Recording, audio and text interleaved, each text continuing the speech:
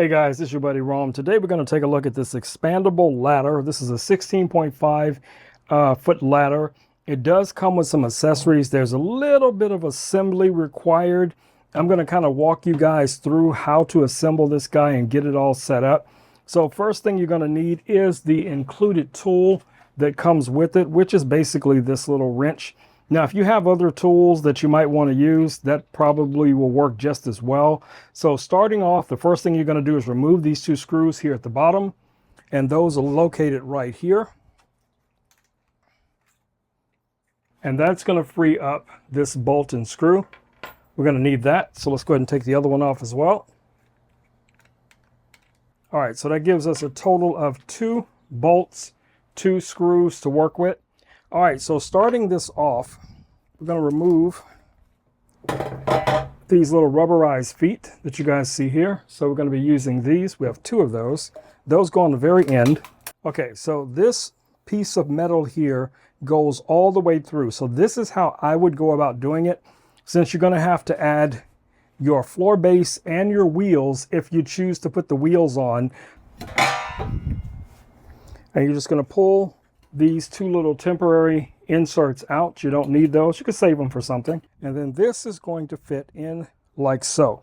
So before we get to that, let's start assembling everything else. We know that this is going to be like a little back brace that goes underneath. So we're going to place one of those. All right, so we're going to take our wheels. You will need a screwdriver to adjust this possibly, but the wheels are going to go underneath like so, facing outward.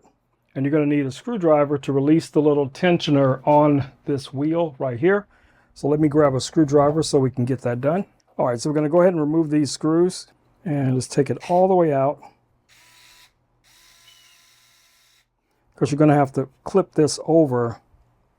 You're going to clip this over the base. You don't need to go all the way in, just kind of get it started, just so you'll have a little bit of flexibility to be able to slide these back and forth. All right, we're going to do the same thing on the opposite side.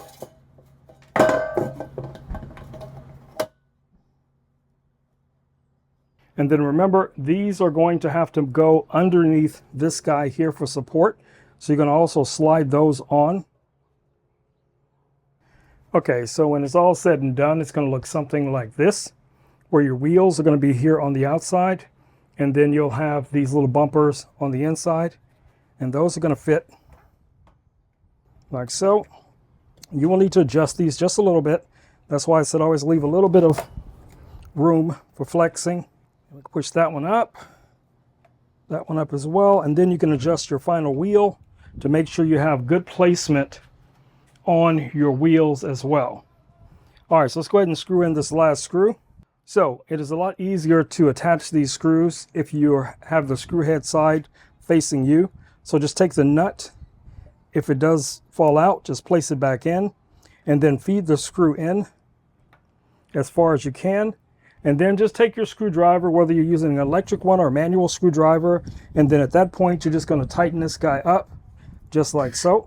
Okay, that one's tight. Now let's go ahead and tighten this one in. All right, that's tight as well.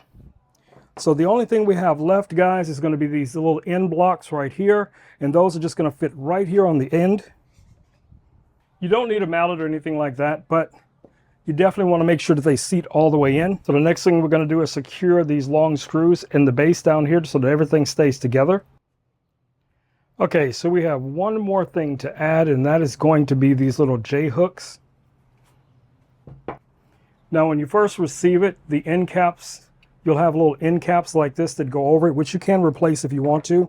The J-hooks have a little cutout right here, and there's a ball bearing inside, and all you have to do is press this in. As you see, that's going to lock in like so. Remove the other side. You have this little control right here. All right. And then these can be adjusted however they need to, based on how you plan on using your ladder. So in a nutshell, that's pretty much the setup. And I'll show you guys here in a second how to actually deploy this guy. Now, this ladder is completely adjustable. You have these little locking mechanisms here for raising and lowering it. It also comes with a really nice cable or cord for locking this thing in together. So you're going to be good to go. All right, guys, to summarize, this is a really nice ladder. I am very happy to have this in my household. I think this is going to come in handy, especially during the holiday season when it comes time to put up all the Christmas lights and things like that. Plus, in case my drone gets stuck on the roof, this also comes in handy as well. All metal construction, very well built, easy to assemble as you guys saw in the video.